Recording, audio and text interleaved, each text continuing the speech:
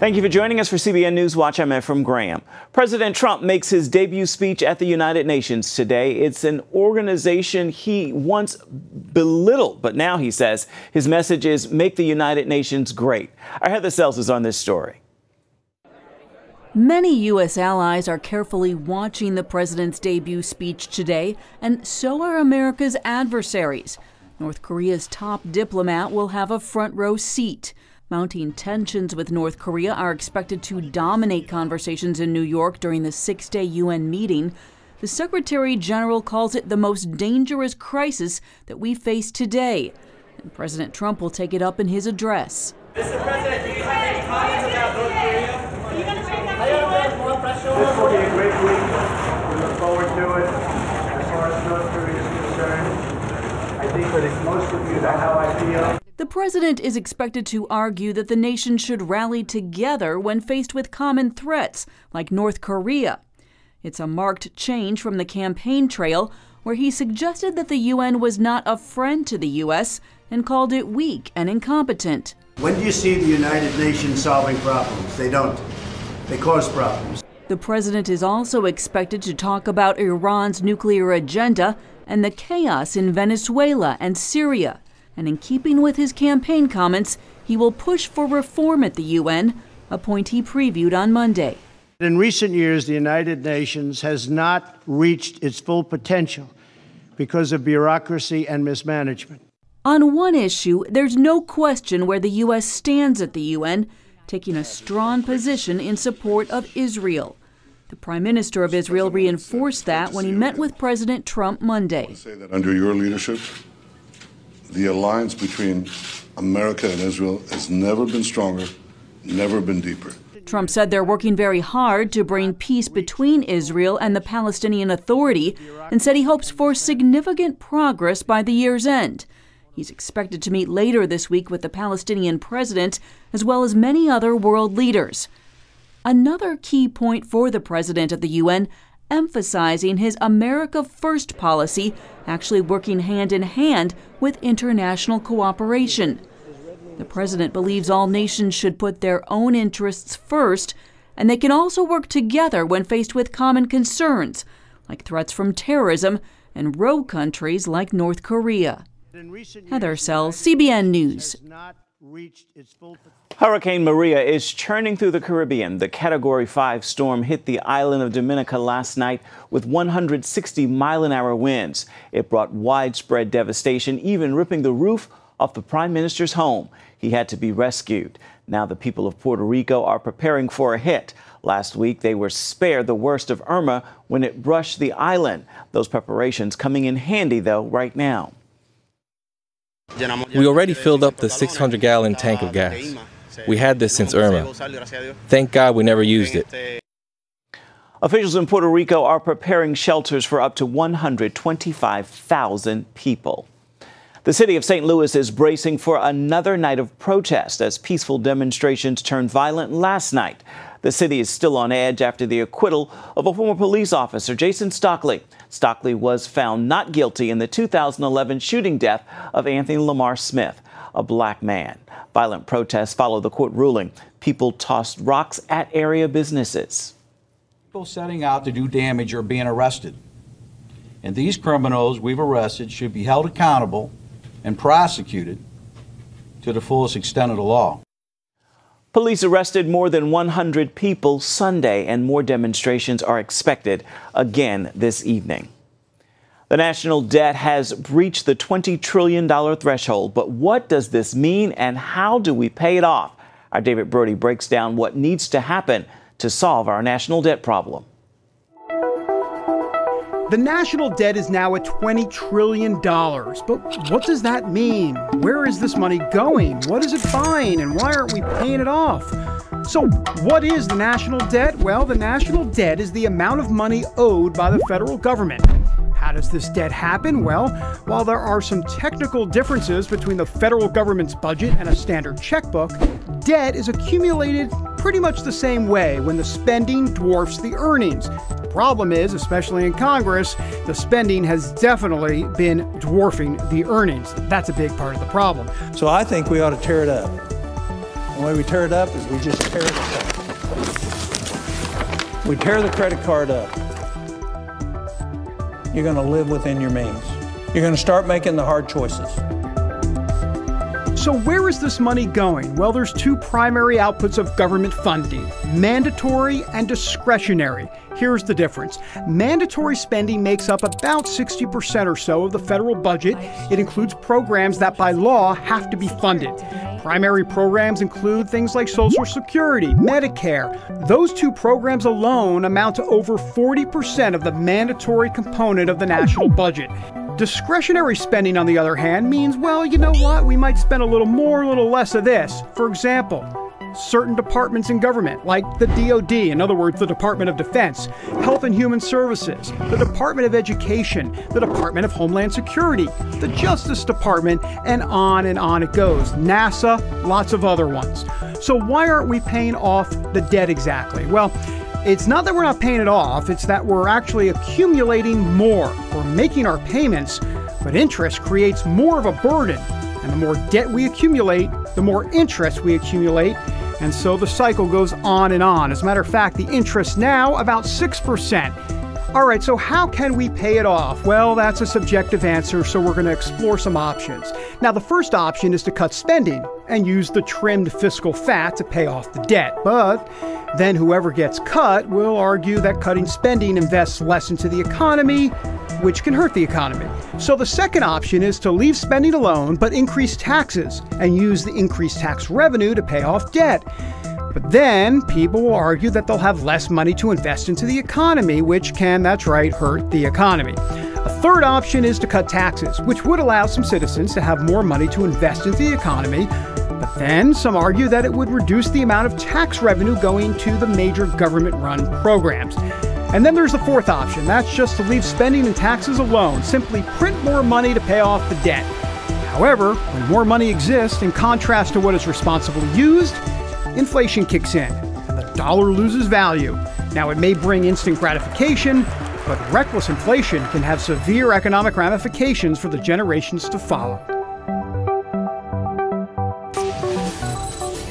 Still ahead, two Texas pastors with two different takes on sanctuary cities. We get both sides when we come back.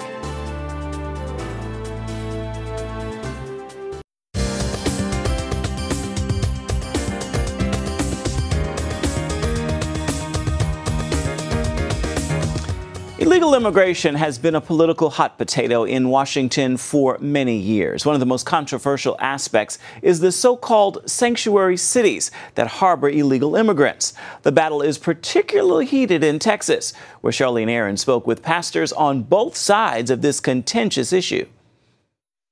The rise of sanctuary cities across the country has made the illegal immigration debate even more bitter. Pretty much the definition of anarchy.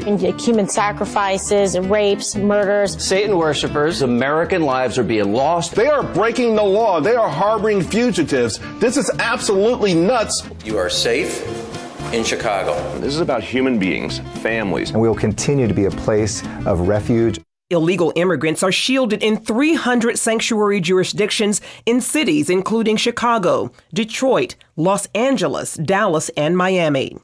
Earlier this year, Texas went the other direction with its so-called Show Me Your Papers law.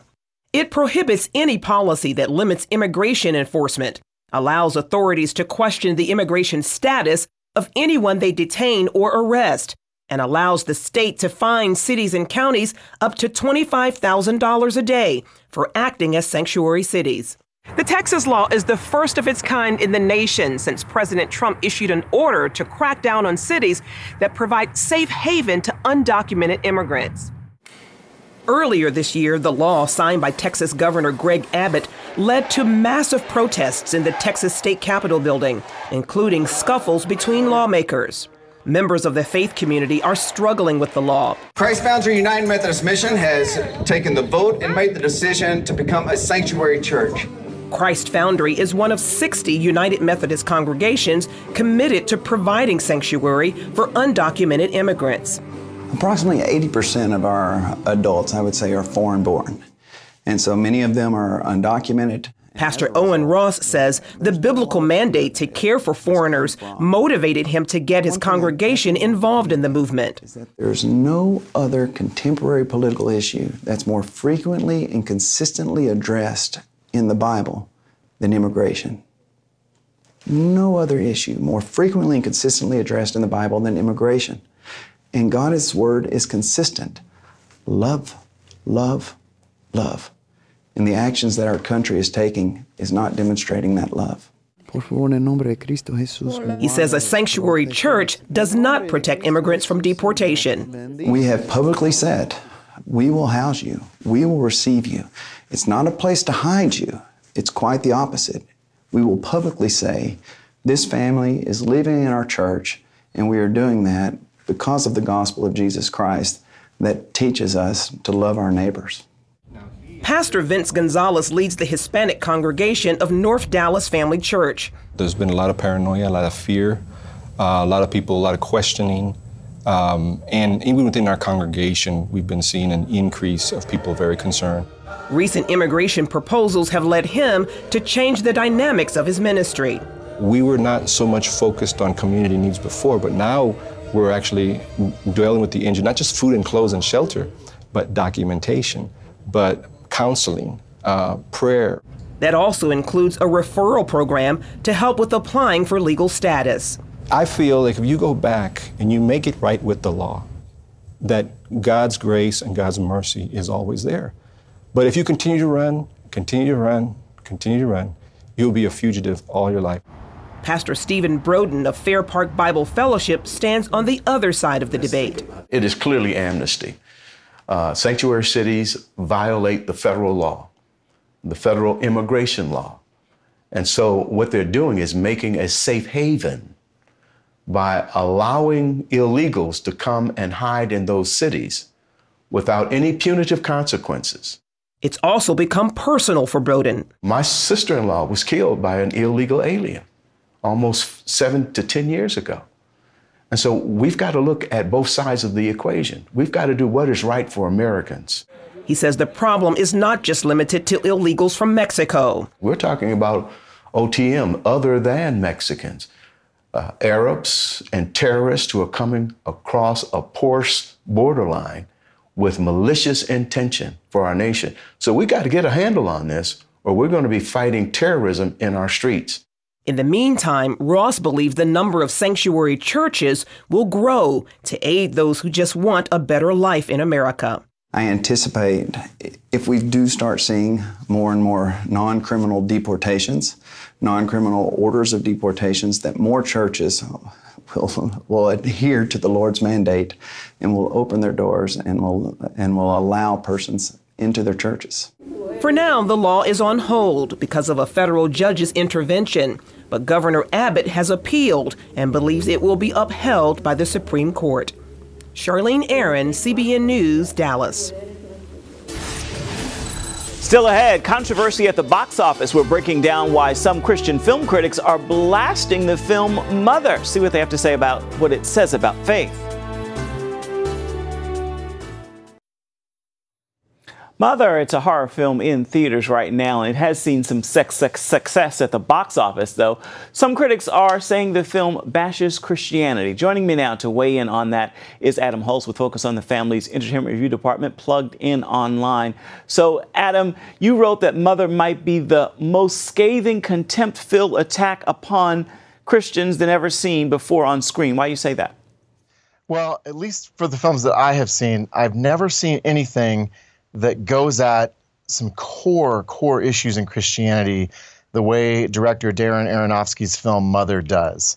There are scenes that are so graphic that I can't describe here, but let's just say that we take some core beliefs about who God is, who Jesus is. There are visual allusions to the Eucharist that, man, I just was shocked at what I was seeing. I couldn't believe what I was seeing on the screen. And I think that the perspective we get on God is that he is impotent, that he is narcissistic, that he adores his followers' adulation of him above all. And even when they do horrible things, he doesn't really care. And so I thought, on the whole, it's a pretty condemning perspective of who God is. And you don't think we've seen this perspective in Hollywood films before?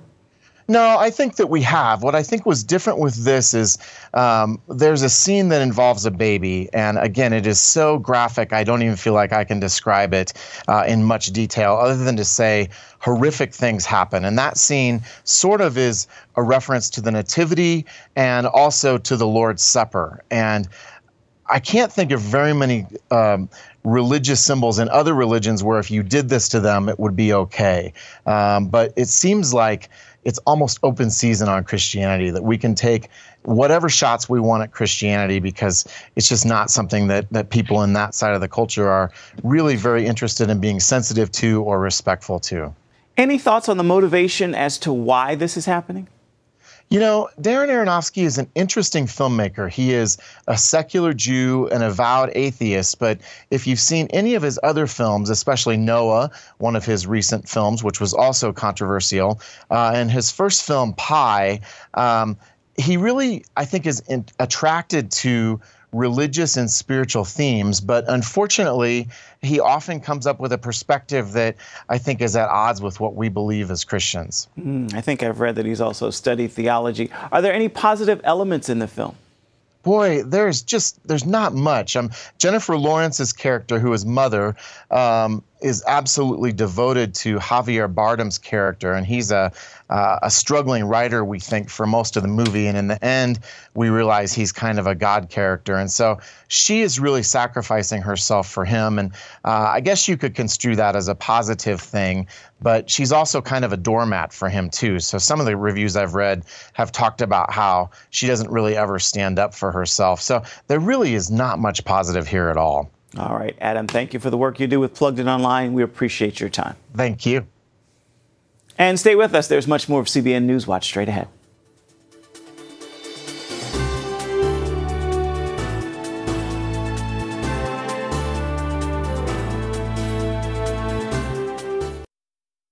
A 6-year-old from New Hampshire is helping school children in Texas by donating books. First grader Brooklyn Murray saw the devastation caused by Hurricane Harvey in Texas and said she wanted to help. We thought that it would be a good idea to collect books because they lost their houses, their money, their wallets, and everything. Brooklyn has already received 1,000 books and will send some of them to an elementary school in Houston. Her family will continue collecting books for the next couple of weeks. They hope to send some books to storm victims in Florida as well. CBN ministered to more than 100 Polish children in Warsaw with Superbook. It was part of the Week of Jesus festival in Poland.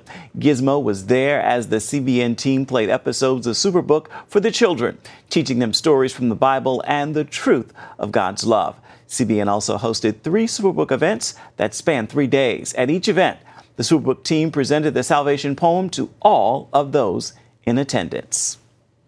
Right now, it is time for your Tuesday Tweetable, and here's a thought to consider as we watch yet another storm brewing. Be careful not to place the power of the storm above the power of prayer. God calls us to prayer. We saw Irma's impact weaken. Many would say it was because of the power of prayer. Remember this, God is more powerful than Maria, and it is the effectual, fervent prayer of the righteous that availeth much. Fall on your knees today and in the coming days and seek God for deliverance from any storm that you may be facing and watch Him work on our behalf. That is going to do it for this edition of CBN NewsWatch. Remember, you can always find more of our exclusive coverage of the issues you care most about at cbnnews.com. Please take the time to tell us what you think about the stories you've seen here today. You can do that by emailing newswatch@cbn.com. You can also always reach out and touch us on Facebook, Twitter, and Instagram. We look forward to hearing from you. Thank you so much for your company. Make this a terrific Tuesday. We'll see you right back here come tomorrow. Goodbye, everybody, and God bless.